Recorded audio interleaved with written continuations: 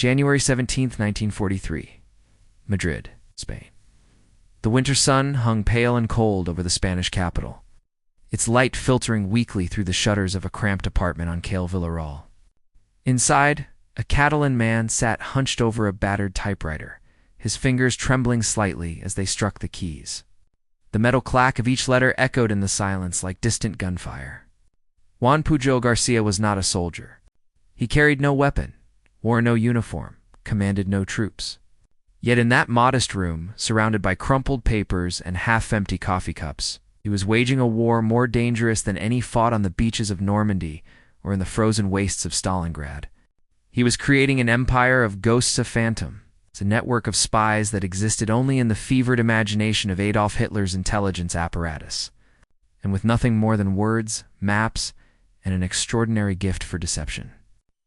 This unassuming former chicken farmer would fool the most powerful military machine on Earth, and help determine the fate of the Second World War. The tap-tap-tap of the typewriter keys was the sound of history being rewritten, one fabricated intelligence report at a time. In Berlin, German officers would soon read his words with absolute faith. In London, British intelligence handlers would marvel at his audacity. But in that cold Madrid apartment, Juan Pujol García simply chain-smoked his Spanish cigarettes and wondered if this latest invention, a fictional sub-agent stationed in Liverpool, would be believed. The answer, impossibly, would be yes. The Nazis would believe everything, and that belief would cost them the war. This is the story of how one man's lies became the Allies' greatest truth, how a network of spies that never existed convinced Hitler that an invasion force that wasn't real would land at a beach where no soldiers would ever set foot. How American intelligence, British cunning, Spanish imagination combined to orchestrate the most successful deception operation in military history. And how, on the morning of June 6, 1944, while real men died on the sands of Normandy, German panzer divisions sat paralyzed 200 miles away, aiding for phantom armies that would never come. Because a man with a typewriter told them to wait. To understand how Juan Pujol García became the most important spy the Allies never recruited, we must first understand the world he inhabited in 1940. A world where truth had become weaponized, and information itself was a battlefield.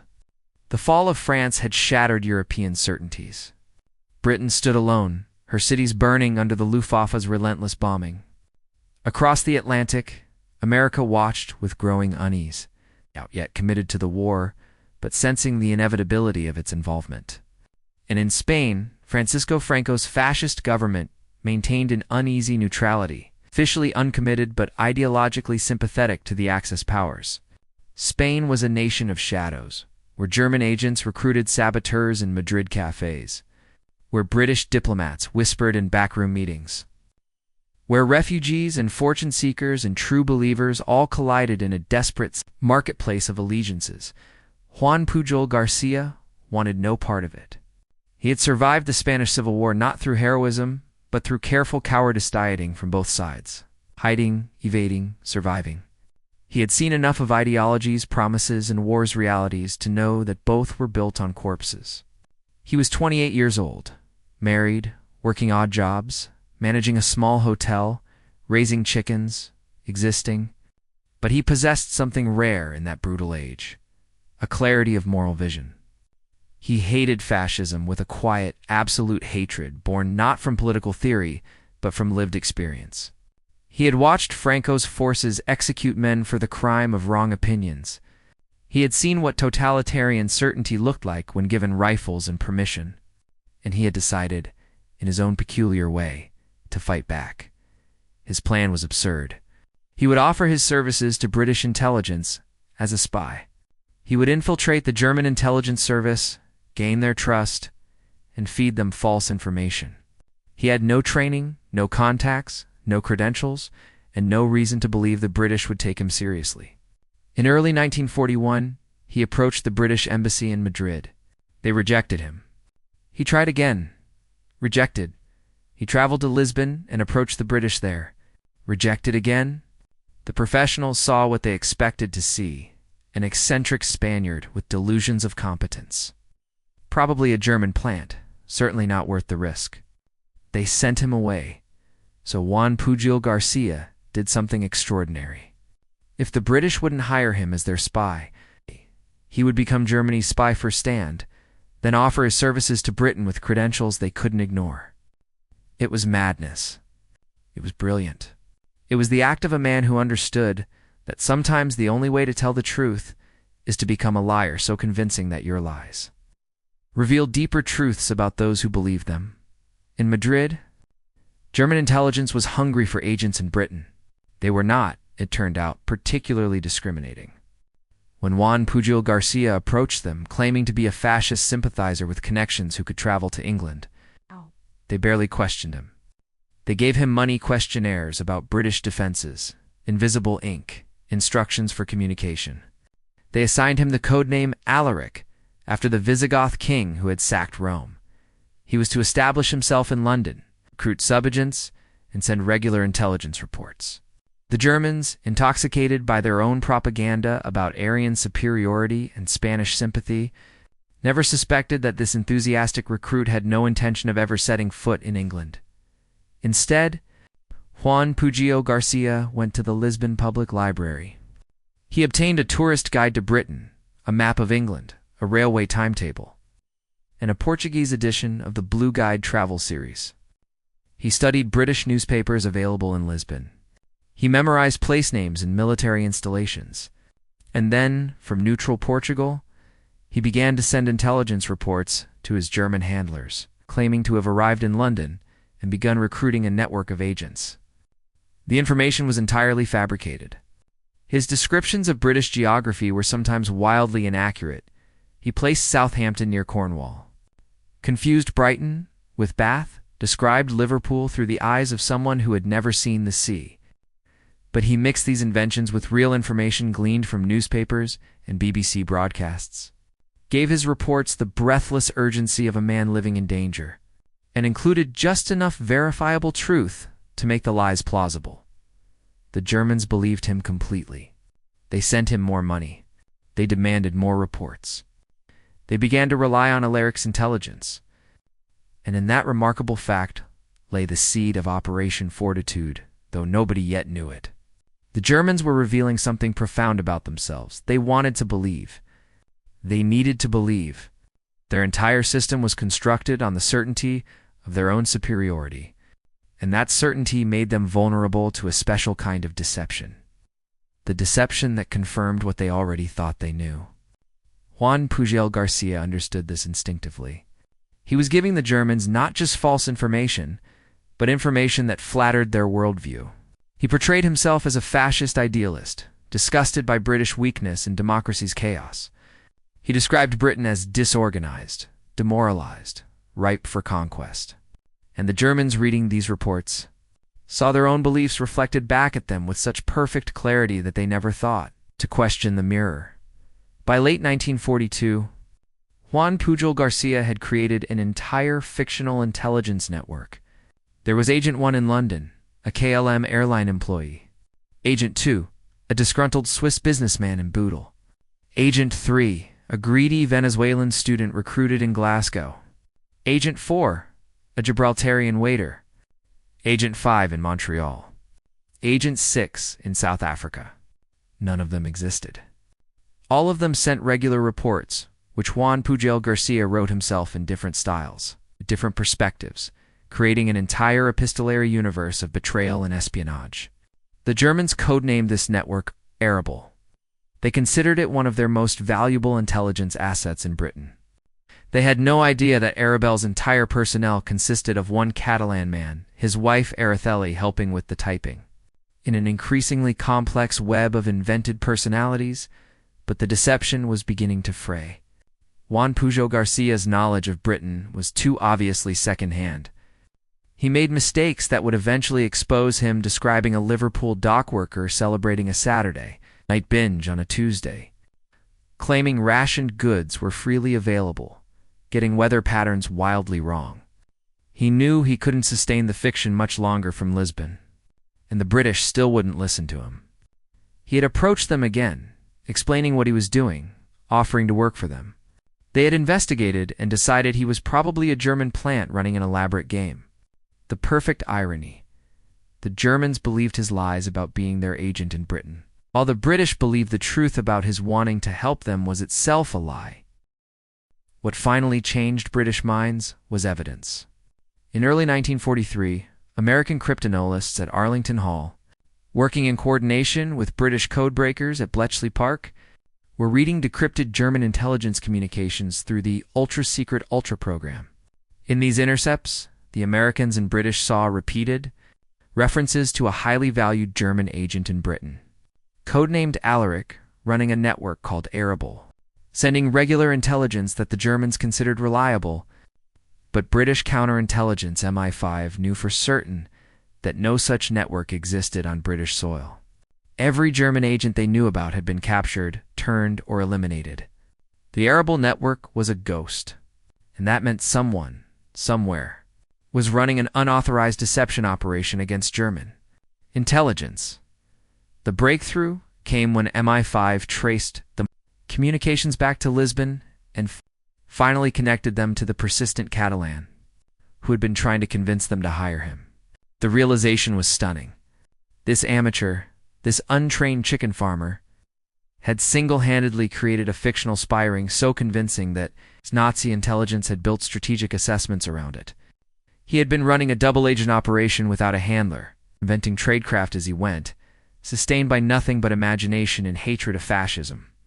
And he had been trying to give this asset to the British for free in April 1943. MI5 brought Juan Pujol García to London. They gave him a new codename, Garbo, after the actress.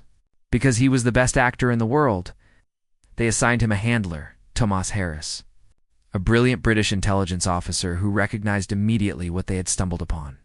This was not just a turned agent or a useful double. This was an opportunity to take control of what the Germans believed about Allied intentions.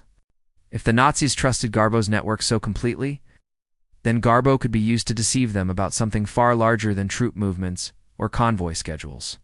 He could be used to deceive them about the invasion itself.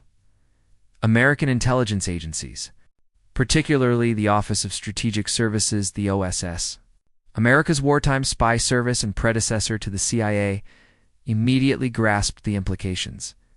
The Americans had entered the war in December 1941 with industrial might but limited intelligence infrastructure. They were learning the spy trade from the British, and they were learning fast.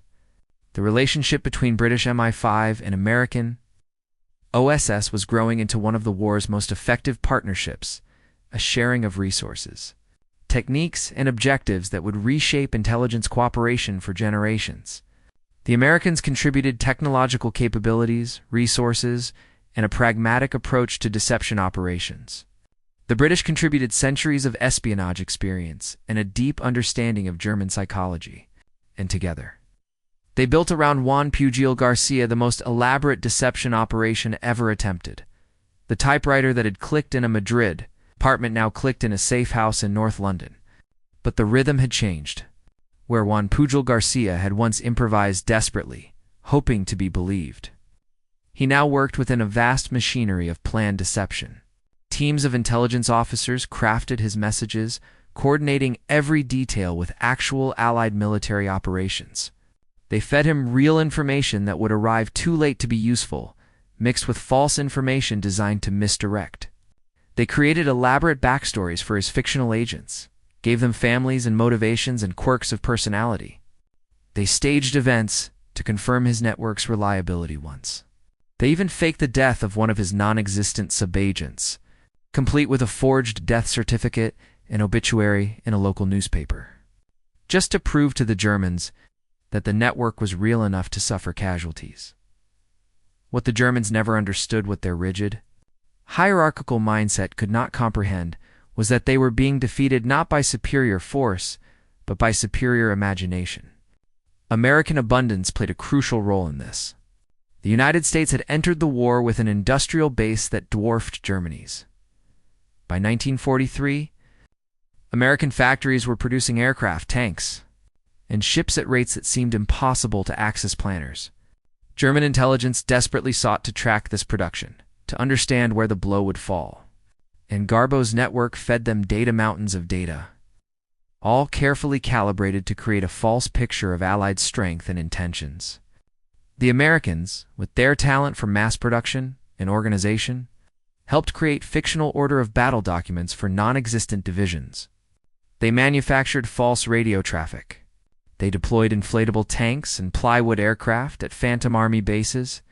And at the center of it all, Juan Pujol García typed letters describing what his imaginary agents were supposedly seeing. The scale of American mobilization worked in the deception's favor precisely because it was so overwhelming. The Germans knew the Allies were preparing an invasion of Europe. The question was where and when. Logic suggested the Pas-de-Calais, the narrowest point of the English Channel, the most direct route to Germany. But the Allies were planning to land in Normandy, farther west, on beaches that seemed less obviously strategic. To make the Germans believe Normandy was a feint and Pas-de-Calais the real objective became the goal of Operation Fortitude. And Juan Pujol García was its indispensable instrument he had expected. In some ways, that working for the professionals would make the lying easier. It did not. If anything, the stakes made it more terrifying. In Lisbon, he had been an amateur, risking only himself. In London, he was part of a mechanism on which thousands of lives depended. He understood that when the invasion came, German commanders would read his reports and make decisions based on his words. Men would live or die because of what he invented. The weight of that responsibility sat heavy on him as he crafted each message. He chain-smoked British cigarettes now, instead of Spanish ones. Another small transformation, another layer of assumed identity. But the man behind the disguises remained constant. A Catalan who hated fascism, and who had somehow found himself at the center of history's largest gamble as 1944 began. The Allies finalized plans for D-Day. General Dwight D. Eisenhower, the American commanding Supreme Headquarters Allied Expeditionary Force, knew that surprise was essential. The Atlantic Wall, Germany's fortified coastal defenses, was formidable, but not impregnable. If the Germans concentrated their armored reserves in Normandy before the landings, they could drive the invasion back into the sea. But if those reserves could be held elsewhere, convinced that the real attack was still coming at Pas-de-Calais, then the Allied forces might gain the foothold they needed to break out and liberate France. The entire deception plan hinged on a paradox. The Germans had to be told the truth about an invasion coming, but lied to about where it would land. And the timing had to be perfect. If Garbo revealed Normandy too early, the Germans would reinforce it. If he stayed silent, they would doubt his network's competence. The plan that emerged was extraordinarily audacious. Garbo would send a message on the eve of DAG warning that an invasion was imminent, but he would send it too late for the Germans to respond effectively, thus proving his network's access to real intelligence while not preventing the landings. Then, after the Normandy invasion began, he would send a second message, claiming that his sources indicated Normandy was merely a diversion, and that the main invasion force was still preparing to strike at Pas-de-Calais. If the Germans believed this second message, they would hold their armored reserves in place, waiting for a second invasion that would never come. On June 5, 1944, the Allied invasion fleet crossed the English Channel under cover of darkness. Nearly 7,000 vessels carried more than 150,000 troops toward the beaches codenamed Utah, Omaha, Gold, Juno, and Sword. It was the largest amphibious invasion in history, an expression of American industrial might and Allied coordination that represented years of planning and the AHO accumulated lessons of bloody learning. At dawn on June 6th, the first waves hit the beaches. At Omaha, German defenses turned the sand red with American blood. At Utah, paratroopers fought in the hedgerows. At Gold, Juno, and Sword, British and Canadian forces pushed inland against fierce resistance. The invasion had begun, and in London, Juan Pujol García sat at his typewriter and composed the message that would determine whether those men had died for a foothold or for nothing. His hands did not tremble now. He had moved beyond fear into something like calm, the calm of a man who has accepted that he is merely an instrument of forces larger than himself. His handler, Tomas Harris, stood nearby, smoking, waiting. The message had been composed and approved at the highest levels of Allied command. American intelligence officers from the OSS had coordinated with British MI5 to ensure every word served the larger deception. Now it only remained to send it. The message read, "Urgent. Reports from reliable sources indicate that the Normandy landings are a diversionary operation designed to draw German reserves away from the real invasion site. The main Allied thrust will come in the Pas-de-Calais region within days, with forces double the size of the Normandy operation. The 1st U.S. Army Group is currently positioned in southeastern England under General Patton's command, represents the primary invasion force. Recommend maintaining defensive positions in Calais sector. Enemy's intention is to exploit German response to Normandy by launching main attack when reserves have been committed elsewhere." Nearly every word of it was a lie. The 1st U.S. Army Group did not exist. It was a phantom formation created entirely through false radio traffic and dummy installations. General Patton mentioned specifically because the Germans considered him America's most dangerous commander. Was indeed in England, but had no army to command. The double-sized claim was pure invention. The only truth in the message was that the Germans should worry, but they were being told to worry about the wrong thing. In the wrong place, for the wrong reasons. The message was sent through Garbo's established channels. In Berlin and in Hitler's headquarters at Berchtesgaden, German intelligence officers received it within hours. They analyzed it against other intelligence, much of which had also been carefully prepared by Allied deception teams. They compared it to aerial reconnaissance photographs showing the dummy army bases in southeastern England. They consulted their maps and their assessments of Allied capabilities. And they concluded that Garbo's network had once again provided intelligence of the highest value. On June 9th, 3 days after D-Day, Adolf Hitler made a decision that would haunt German military historians for generations. Despite his field commander's urgent requests to release the panzer divisions for an immediate counterattack on Normandy, Hitler ordered the armored reserves to remain in the Pas-de-Calais region. He was waiting for the real invasion. He had read Garbo's report. He believed it. The Phantom Army had paralyzed the real one. The lies had defeated the truth. For weeks after D-Day, German armored divisions, the forces that might have driven the Allies back into the Channel if deployed, immediately sat idle in the Pas-de-Calais region, waiting for an invasion that existed only in Juan Pujol Garcia's imagination. By the time Hitler finally released them, the Allies had established an unbreakable foothold in France. The critical moment had passed. The deception had worked, but the cost of that success lived in Juan Pujol Garcia's mind in ways his handlers never fully understood. He had not pulled a trigger or dropped a bomb, but he had killed men nonetheless, German men who waited in the wrong place because he told them to wait, who never reached Normandy because his lies kept them idle, who died later in battles they might have prevented had they been deployed in time. This was the nature of deception warfare, and it required a particular coldness to accept. The Americans, with their practical turn of mind, seemed to understand this instinctively. War was a problem to be solved through overwhelming force and superior information. If lies solved the problem more efficiently than bullets, then lies were simply another weapon. The British, with their longer memory of empire and intrigue, understood the human cost, but had learned to compartmentalize it. But Juan Pujol Garcia, who had begun this entire enterprise as one man with a typewriter and a hatred of fascism, found that victory tasted more bitter than he had expected. Throughout the summer of 1944, as Allied forces broke out from Normandy and swept across France, Garbo's network continued to operate. The Germans still believed in it, still requested intelligence, still paid money into accounts for agents who did not exist. The deception had become self-sustaining a lie, so thoroughly believed that evidence to the contrary was reinterpreted to fit the lie rather than expose it. This was the ultimate triumph of the operation, not just that the Germans had been fooled, but that they had become invested in their own fooling. Unable to admit they had been deceived because admission would mean acknowledging their entire intelligence apparatus had been compromised. In December 1944, German intelligence sent Juan Pujol Garcia a message of commendation. He was being awarded the Iron Cross Second, class for his exceptional service to the Reich.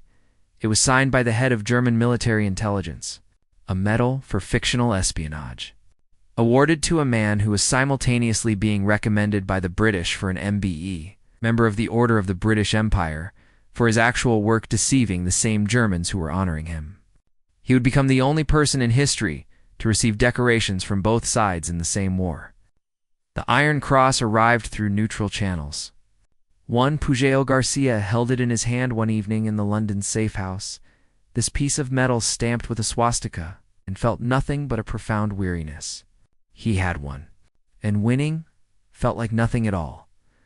The symbolic object that haunted the entire operation was not a weapon or a flag, but something more mundane and more profound. The typewriter itself, that instrument of mechanical reproduction, of mass-produced text, of identical copies sent across borders and believed as truth. In German hands, typewriters had produced orders for genocide, manifests of deportation, bureaucratic documentation of atrocity. In Allied hands, they produced intelligence reports, operational orders, the paperwork of liberation. And in Juan Pujol García's hands, a typewriter had produced fiction so convincing it had changed reality. The clack of keys had been the sound of history being rewritten. Every report he typed was simultaneously a lie and a truth a lie about what existed. A truth about what the Germans feared and believed. The typewriter was the perfect symbol for modern war's abstraction, violence committed at a distance, death ordered from desks, reality itself becoming malleable under the pressure of sufficient conviction. American intelligence officers who studied the Garbo operation after the war marveled at its psychological sophistication. They recognized that what Juan Pujol García had accomplished went beyond mere tactical deception. He had exploited a fundamental vulnerability in authoritarian systems, the tendency to believe intelligence that confirmed pre-existing assumptions. The Germans had wanted to believe in the Pas-de-Calais invasion because it fit their understanding of Allied strategy. They had wanted to believe in the 1st U.S. Army Group under Patton because it confirmed their fear of America's most aggressive general.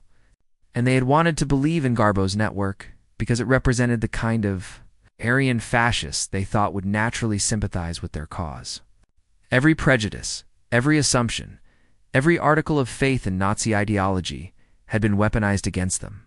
The Americans, learning from this, would develop a doctrine of deception operations that emphasized psychological profiling of enemy decision-makers, understanding not just what they knew, but what they wanted to know, and giving them lies dressed in the language of their own certainties. But the deeper lesson, one that American intelligence would struggle with for decades, was about the nature of truth in wartime. Juan Pujol García had demonstrated that in a world of competing narratives, the most convincing story could defeat objective reality. The Phantom divisions were more operationally significant than real divisions because the Germans believed in the Phantoms and acted on that belief. This was both liberating and terrifying. It suggested that intelligence work was as much about imagination and storytelling as about factual accuracy. It implied that reality itself was negotiable, subject to revision through sufficiently committed deception. And it raised uncomfortable questions about the epistemological foundations of intelligence work. If a lie believed is more powerful than a truth ignored, then what is the intelligence officer's relationship to truth? Is it a means or an end? A foundation or a tool? Juan Pujol García never fully reconciled these questions. After the war, he wanted to disappear. He had played a role for so long, first the fascist for the Germans, then the double agent for the British, then the fictional intelligence network coordinator, that he was no longer certain who he actually was. The British wanted to keep him active, to use the Garbo network against the Soviets in the emerging Cold War. He refused. He had spent 4 years lying professionally, inventing deaths and betrayals, sending men to wrong places for wrong reasons. He was done. In 1949, he staged his own death from malaria in Angola, a final deception, and vanished to Venezuela. For decades, the world believed he was dead.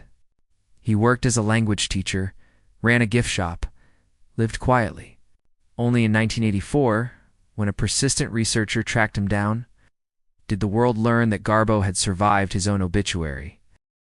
By then, he was an old man, and the world he had helped create looked nothing like what he had fought for. The Anglo-American intelligence partnership he had served had become permanent, institutionalized in NATO and mutual defense treaties and the vast apparatus of Cold War espionage. The OSS had become the CIA, applying the lessons of wartime deception to peacetime covert operations. The techniques pioneered in Operation Fortitude false flag operations, phantom networks, psychological manipulation of enemy intelligence had become standard tradecraft. And the fundamental insight that Juan Pujol García had operated on that imagination could defeat force. That stories could kill more effectively than bullets had been absorbed into the doctrine of modern intelligence services. He had been a pioneer of post-truth warfare, though he would have hated the term. When researchers finally interviewed him in his Venezuelan retirement, asked if he regretted anything, he said he regretted only that the war had been necessary at all. But pressed on the deception itself, on the men who died because of his lies, or who lived because of them, he struggled to answer. How do you measure the morality of saved lives against the immorality of deliberate falsehood? How do you weigh the liberation of Europe against the violation of truth that made liberation possible? These were not questions with clear answers. They were the questions that every intelligence officer must carry. And Juan Pujol García had carried them longer than most. The epilogue of Juan Pujol García's story is also the prologue to our current age. He died in 1988, just as the Cold War was ending and a new era of information warfare was beginning. He lived just long enough to see computers replace typewriters, to see the instruments of deception become electronic and instantaneous. He never saw the internet, never imagined a world where entire populations could be deceived not by one man with a typewriter, but by algorithmic systems, distributing false information at scale. But he would have recognized the underlying mechanism. The same hunger for confirming information, the same vulnerability to stories that flatter pre-existing beliefs, the same tendency to trust sources that tell you what you want to hear, these human frailties that he exploited in the German intelligence service remain exploitable today. What Juan Pujol García understood, and what made him effective, was that deception works best when it is generous to the deceived. He did not insult German intelligence with obvious lies. He gave them elaborate, detailed, carefully constructed fictions that respected their intelligence, even as it manipulated them. He made them feel clever for believing him. He confirmed their expertise. And in doing so, he made them complicit in their own deception. This is the terrible insight at the heart of his story. We are all most vulnerable to the lies that make us feel wise for believing them. The typewriter that Juan Pujol García used in London is preserved now in a museum. It sits behind glass, a mechanical artifact from an analog age, its keys worn smooth by the pressure of fingers inventing an alternate reality. Visitors look at it and see a curiosity, a piece of wartime memorabilia. But intelligence historians see something else, the weapon that saved D-Day. Not the rifles carried up Omaha Beach, not the bombers overhead, not the ships offshore, but this small machine that produced carefully crafted falsehoods more powerful than any artillery barrage. And if you stand there long enough, looking at that typewriter, you might begin to hear it, the rhythm of keys clicking, the bell dinging at the end of each line, the ratchet of the carriage return. The sound of one man, alone in a room, defeating an empire with nothing but imagination and conviction. The sound of phantom armies marching toward phantom objectives while real men died on real beaches because the phantoms held the enemy's attention. The sound of history being written by someone who understood that reality is always partially constructed, it's always subject to revision, always vulnerable to a sufficiently committed storyteller. Juan Pujol García did not invent post-truth warfare, but he perfected it, and in doing so, he revealed something essential about the nature of power in the modern world. That the most dangerous weapons are not always physical, that the most decisive battles are not always fought with soldiers, and that one person with a typewriter and a talent for fiction can change the course of human events. More effectively than divisions of armor or wings of bombers, this is both an inspiring and a terrifying legacy. Inspiring because it suggests that individual agency matters, that imagination can defeat force, that cleverness and commitment can overcome material disadvantage. Terrifying because it demonstrates how fragile our hold on shared reality truly is, how easily consensus can be manipulated, how thoroughly institutions can be deceived when deception confirms their prejudices. The Americans who learned from Juan Pujol Garcia's example built the most sophisticated intelligence apparatus in human history. They institutionalized the lessons of Operation Fortitude, created entire departments dedicated to deception operations, and applied the logic of managed falsehood to the strategic competition with the Soviet Union and beyond. They understood that in the atomic age, when conventional war between superpowers meant mutual annihilation, information warfare became the primary battlefield. They invested billions in the architecture of secrecy and deception, in satellites and spy planes, in signals intelligence and covert action, and at the heart of all that technological sophistication was the simple insight of a Catalan chicken farmer that the right lie, told to the right person at the right time, can be more powerful than the truth, but they also, perhaps, lost something in the institutionalization. Juan Pujol Garcia had operated from moral clarity. He hated fascism and wanted to defeat it. His lies were in service of a truth, the truth that totalitarianism must be resisted, that freedom mattered more than ideology, that the Nazis represented an existential evil worth lying to defeat. When lying became professionalized, bureaucratized, systematized, it lost some of that moral grounding. It became technique without clear purpose, means divorce from ends. The question that haunted the Cold War-weathered democracies: could practice deception without becoming the thing they opposed, was in some sense a question about whether Juan Pujol Garcia's example could be scaled. Without losing its essential character, he would have said no, probably. He was profoundly disillusioned by his own success, profoundly aware of the costs. He knew what it felt like to create fictional people and then kill them off for verisimilitude. He knew what it meant to sit in a room and decide, with the stroke of typewriter keys, where men would fight and where they would not, who would live and who would die. That knowledge aged him in ways visible only to those who knew what to look for, haunting in the eyes. A hesitation before answering certain questions, a deep wariness of certainty itself. He had been too good at lying to ever fully trust truth again. And yet, for all the darkness and moral ambiguity, the central fact remains luminous and undeniable. Juan Pujol Garcia helped save the world. The invasion of Normandy succeeded in part because German armored divisions waited in the wrong place for an invasion that never came. How many Allied soldiers survived because of that deception? 10,000? 20,000 more? How many French civilians lived to see liberation because the war ended sooner than it might have? How many Jews in concentration camps survived because Allied victory came months earlier than if D-Day had failed? These counterfactuals are unanswerable, but the direction is clear. One man with a typewriter and hatred of fascism shortened the most destructive war in human history. That has to count for something, in the end. Juan Pujol Garcia's story is not really about espionage or deception or military strategy. It is about the strange alchemy by which imagination becomes reality, by which fiction shapes fact, by which stories told with sufficient conviction become events in the world. It is about the power of individual agency in systems that seem to reduce humans to statistics. It is about the choice to resist when resistance seems futile, to fight when you have no weapons, to create meaning through action when meaning seems absent from the world. And it is about the burden of that choice, the knowledge that victories won through deception are never clean, that saved lives do not erase moral complexity, that heroes are never simply heroes, but always human, flawed, haunted by what they did, even when what they did was necessary. The typewriter sits in its museum case. The man who wielded it is decades dead.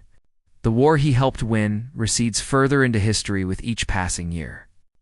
But the questions he embodied remain urgently contemporary. What is the relationship between truth and power? When is deception justified? How do we measure the morality of outcomes against the morality of means? Can democracies use the weapons of totalitarianism without becoming totalitarian themselves? These are not historical questions. They are the questions of our moment, in an age where information itself has become weaponized, where reality seems increasingly negotiable, where the line between truth and useful fiction grows ever harder to discern. Juan Pujol García would not have claimed to have answers. He was not a philosopher or a moralist. He was a chicken farmer who learned to type, a survivor who became a warrior, an amateur who outperformed professionals, a liar who served truth. His legacy is complex, like all meaningful legacies. But perhaps that complexity is itself the lesson that history is made not by simple heroes, but by complicated humans, making difficult choices in impossible situations. And that, sometimes the most important thing, is not to have clear answers, but to act with conviction in the face of evil. To resist in whatever way you can, with whatever tools you have. Even if those tools are nothing more than words and imagination and a typewriter. It's mechanical clack echoing in a small room while the world burns outside, the sound of those keys. Striking paper, creating something from nothing. Defeating armies with sentences that sound echoes still. It is the sound of one man deciding that he mattered, that his actions could make a difference. That imagination and commitment could stand against overwhelming force. It is the sound of democracy's secret weapon. The belief that individual conscience and individual courage can alter the course of history. Juan Pujol García proved that belief true, and in proving it, he left us with both hope and warning hope that resistance is always possible. Warning that the tools of resistance can corrupt the resistor. We live in the world he helped create, for better and worse.